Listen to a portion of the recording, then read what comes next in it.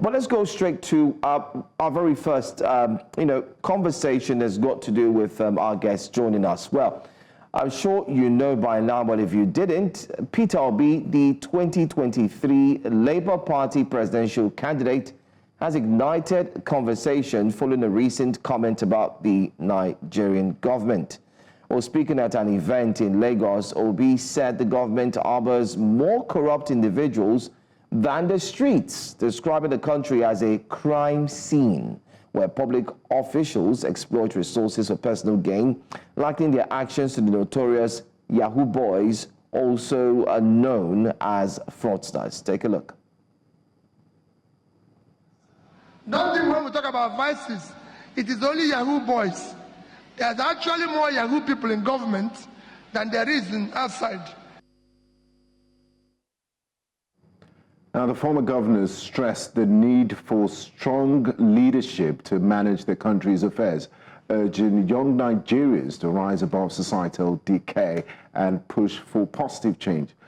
Obi's comments have reignited discussions about corruption and leadership in Nigeria, raising questions about the country's accountability, the government's accountability, and the role of citizens in driving reforms. Now, joining us this morning for this discussion is a change agent himself, is the Deputy Director at the Socio-Economic Rights and Accountability Project, Kolawole Oluwadare. One welcome to you, Mr. Oluwadare. Thanks for joining us on Breakfast Central. Good morning. Thank you for having me. Now let's start with the return of the speaker. He alleged police interference, and he also said it wasn't impeached the right way. You are a lawyer yourself. He said a fake mace was used during the impeachment proceedings. What do you make of all he has said so far? In Nigeria, unfortunately, politics is seen as more important than governance. And I say this because even as politics play out, there are rigid rules of law that guide the actions of politics, including governance. And one of those, in the context of this conversation, is the mace. That is what should be in the State House of Assembly or the National Assembly as a symbol. Now, the question, I think what is more important is that what is the procedure for removal of a speaker? Was it followed? Does the presence of a mace, does it invalidate the processes? And that is why it's very important that in drawing a conclusion in this instance, I think we have some technical issues with Kolawole's connections. We'll try and reconnect with him, but from what he said so far is that we should discard the issue of fake mace or not. Was the process, the due process, as stipulated in the Constitution for removing a speaker, was it followed? We look forward to reconnecting with Kolawole Oluwadare, the Deputy Director at the Social Rights and Accountability Project. There's quite a lot to unpack from this unfolding event. He claims, Mudashiru Obasa, the former speaker, upon his return, claimed that he's still the speaker. So we wait as plenary resumes today. Would he take his seat as an ordinary floor member, or would he try to, force himself as speaker? That's true. Well, anyway, it's also good to get his thoughts on that story. But while he was trying to share his thoughts before the connectivity issue right there, I think he's made the point clear that as long as it's constitutional, that's one aspect. But this is a conversation that we know that would continue. But also, delving back to the issue on ground as made by Peter Obi, the Labour Party presidential candidate for 2023, he had said that there's more corrupt officials, or there are more corrupt officials in government than you can imagine, just as you have on the streets there, likening them to what we know as Yahoo boys. For those who are watching, of course, I'm sure Nigerians, both in the diaspora and basically Africans as well, do understand what that term usually stands for. And Peter Obi was actually talking tough about how corruption has eaten deep into the fabrics of the Nigerian economy, not forgetting to the Nigerian political sphere. And he also talked deeply, especially to the audience, letting them know that, listen, we are growing a culture, we're in a culture where money seems to be the focus, and that's exactly what we see ongoing. We've seen where the so-called Yahoo boys, like he likens the present government to, what's their focus? The focus simply is money. And that's what the presidential candidate was there highlighting, that corruption is key. SERAP on its own has also pushed further to mention that, you know, telling the current administration that, you know, you have to ensure that you are accountable for exact amounts that are being allocated for this. You have to be accountable for this. You have to show leadership and accountability.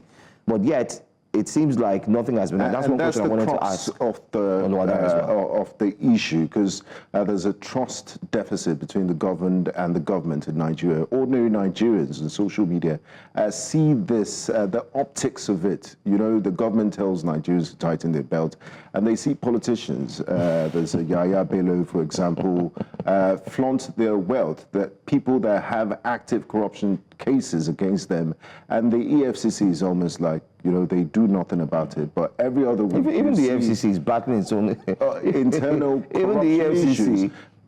There was an EFCC official that is on the run now for, you know, stealing money from exhibit. But I believe they're bad eggs in some organizations, but they do need to do a lot of deep search inside, and also look at the way they carry out their operations, so as to, you know, dissuade Nigerians from this negative thoughts they have about the anti-corruption agency, which they feel, you know, they only go after youths, but not politicians. You know, there's a graphic. There's a graphic illustration I saw over the weekend, done by one of the artists for one of the newspapers, and it did show the EFCC passing by a door. I don't know if you saw that. I saw it. You know, they passed by the door of the politicians, and just outside the door, you saw money. Dollars on the floor.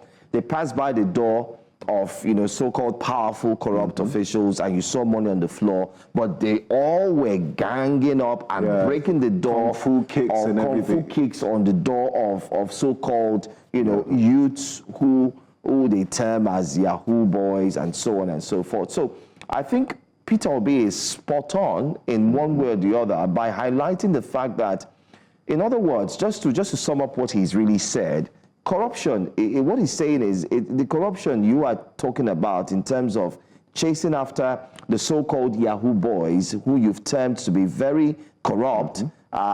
In other words, they've tried to get all monies in all aspects and in any avenue possible. However, you should also look inwards.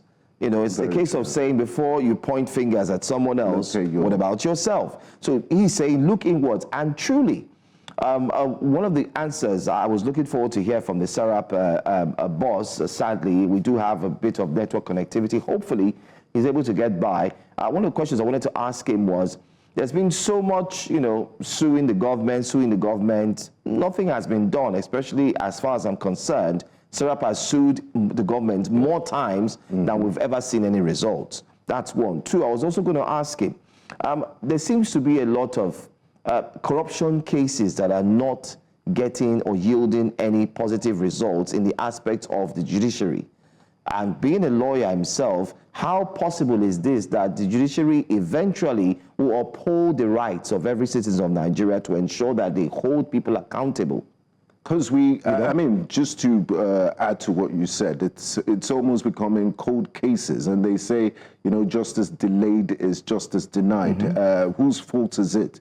Why do we have some of these cases drag on that even the media can't keep tabs with the amount of cases, corruption cases we have in the judiciary? And if it's not expedited, then people have a sense that, you know, that's what leads to Nigerians saying, you know, the government is corrupt, this and that. Politicians have get out of jail free card. we're not serious about the anti-corruption drive. So these are very important issues, and it will be nice to hear from him. And it's also important to point out that we don't hold brief for Yahoo boys. It's, I mean, the EFCC has every right to go after them. What we're just saying is they should dissipate the same energy, and all corruption is bad, and they should address them equally. That's the bottom line of the entire conversation. When the Labour Party presidential candidate of 2023 was speaking, he did say that you have more than you have outside. You know, the truth is, in as much as we've seen, as journalists, we've been checking these stories, it irks, it pains, it hurts to see that while you're trying to grapple with just one story of a corrupt case of a very well-known politician who either had just left office or is currently in office, you're not done with that. There's another case as well. We've had cases upon cases. Let's take a look at the case of Yahaya Bello. And many have said that it's quite shocking because just recently, Yahaya Bello and, of course, Ododo paid a visit to the FCT minister, and then they had some form of charade and pictures being taken, and they were celebrating and laughing and smiling. I mean, so the question of it. The question now is, should the FCT minister, in quick succession or just quickly, associate himself with someone that has an active corruption case? Or should the FCT minister stand to be a clear example of what people would look forward to, especially in an administration like this, and say, oh, okay, he represents what Nigerians are looking for, which is there is no iota of association with anything that's I mean, and you expect being a lawyer, the FCT minister to know better. I'm not saying you can't be friends with someone you were governor with, your co-governor, your former colleague, but not in the full glare of the world press. You know, you're laughing and marrying and all of that. And then taking pictures and possibly putting on social media. But then again, these are conversations that we will take a look at, most importantly here on Breakfast Central, especially this Monday morning. We've clearly seen that our guest seems to have a very, very tough challenge joining us back. Hopefully, we'll see if we could get him back, but the core focus is on what SERAP has been doing, putting forth a lot of question marks, especially on corrupt cases, and letting the government know that they want accountability, which equally sheds light on what many Nigerians want, which is stand and seek and ask for accountability. There are many cases that if we start to look at, we may not be able to cover here at Benga. We hope we get Kola back on the line. And it's also important to state that, you know, oftentimes people think corruption, it's a victimless crime. They say it's our turn to eat.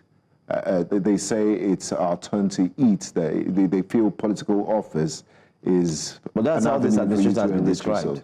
The administration has been described as an administration that many have... I mean, if you check what the comments have been, not from News Central, not from journalists, but most importantly, you could say from opposition parties, and sadly, even from the ruling party itself, some of its members who have felt that what they see is not what they expected. It's almost a reward system. Exactly. Yeah.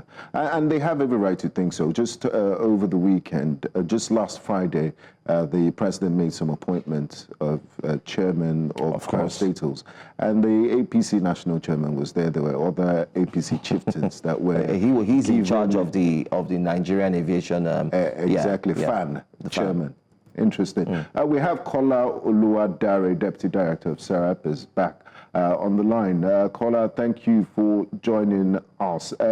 Back to a question. What do you make of Peter Obi, the former Labour Party presidential candidate in the last election statement that there are more Yahoo boys in the government than outside the government? I mean, it's basically saying that EFCC spends more time investigating Yahoo boys than the politicians themselves in high-profile corruption cases. Even though I know it's clearly outside of my control, perhaps we can say corruption is fighting back, or maybe the telcos are at it again. The statement credited to Peter Obi should be examined more within the context of what has been happening, historical context, and what is happening rather from the political lens. And I was following your conversation up to now about the optics of meeting with ministers and all, and the obligation on the part of the president in appointing people into boards and chairmen and co. And that is why you cannot assess the state of corruption in Nigeria without looking at the ethical aspect of it, which tends to be moral, and then the legal aspect of it. They are both inseparable. And that is why even in the Constitution, in the oath of office taken by everybody, including President Tinubu, he has sworn to uphold the law, to obey the law, and to ensure that he uses the powers he has as a president to in the best interest of the Nigerian people. So when you see various acts of corruption being reported, being spoken about, when the president and other agencies or individuals or institutions that should do something about it, doing nothing, it simply suggests, and a strong conclusion for that also, that the government is encouraging corruption. And that is why it is important from the view of the work we do at SERAP when we talk about transparency and accountability. Government must be transparent and must be seen to be so. Government must be accountable to the people in terms of the constitution, and the government must be seen to be so. But when we have various issues of corruption being reported, and agents of government, including the president, it does nothing about it. It simply points to the fact that government is encouraging corruption. And I'll give just one of the many instances that exist in the public domain. The report of the Auditor General. That report comes out year after year, mentioning names of institutions, mentioning huge amounts of money per institution, running into trillions of naira every year that simply cannot be accounted for. Yet the president does nothing about it. And don't forget, the Auditor General of the Federation is appointed by the president. Yet the same president is quick and eager to borrow funds under the pretext of for capital development. What does that say about government? So if the moral issues that you've been talking about, appointment of people into either as chairman or members of boards, that is more of the moral and ethical issues. The legal issues that stare us in the face day by day, people don't get punished for it. And what that simply means is it encourages people to continue to do what they do, knowing that at the least, if they don't get rewarded for it, they are not going to be punished for it. Well, I know SERAP has been at the forefront of fighting the cases of corruption, also calling the government into account. But what has been the response from the government? Has SERAP been able to reach an end with the government in terms of ensuring that corruption is nipped in the bud, or is it much more like a lackluster performance in terms of what happens at the end of the day? So when you say response, response will have to be examined contextually. Is it response to some of our advocacy initiatives and advisories? Would it be response to the various freedom of information requests we sent to them? Or what is the government's response to the various litigations I think from time to time in the court, or even the judgments that come out thereafter? If you ask me, the differences to each of these advocacy initiatives are different. Government, for instance, will be very slow, or in most times, we have a less than 1% positive response to freedom of information requests from SERAP, from government. But the same government has more than 98% response in engaging with us in court over litigation from freedom of information requests. Let me explain that carefully. It means that out of every 100 FOIs, out of every 10 FOIs we send, we get a response to less than one positive response. But out of 10, 9 times out of 10, government will engage lawyers, sometimes private lawyers or lawyers from the Ministry of Justice, to join issues with SERAP in court and spend 2 or 3 years litigating the right of citizens to access the information. That is an example of response. But I think the ultimate aim of the kind of advocacy that we engage in SERAP and other organizations, including this kind of conversations on your platform, is not necessarily for that individual action to elicit a response. It is to get the people to understand, first and foremost, as a part of public education, to understand the issues contextually, without politics, tribalism, and religion being involved, to understand their governance issues, to be able to let them understand what their rights are and they can own it. If you ask me, that is the end goal of advocacy, for the people to own it and press it forward. So it's not just about the conversations, it's not just about the litigations or the various advocacy initiatives we undertake. It is that do the people understand it enough to make it an issue and press home their demands? And we've seen that that works. And that is why I do not believe that this kind of advocacies do not work. We've seen Nigerians take up issues, even on social media, and we see the government react to that. And so the top plan of these kind of advocacies is for the people to understand it, take it up, and then make government do the right thing. Making the government do the right thing. Now, the Economic and Financial Crimes Commission was set up to look at cases of corruption and water view. Now, Kola, the critics argue, like Peter Obi said, that EFCC often targets lower-level offenders, while high-profile cases remain unresolved. How can the EFCC improve its approach to accountability, to ensure accountability at the highest levels of government, so people don't say that you're only chasing after Yahoo boys, which is almost a mainstream conversation? To understand these issues clearly, one needs to focus on the outcome and less on the process. And I do agree with you that the process is also important. And by process, you're talking on the process that law enforcement agencies, or particularly anti-corruption agencies, use in carrying out their mandates. So we've seen EFCC, and people would report, and I think that's where this is coming from. The EFCC appears to go after what is termed as Yahoo boys or internet fraudsters more than politicians.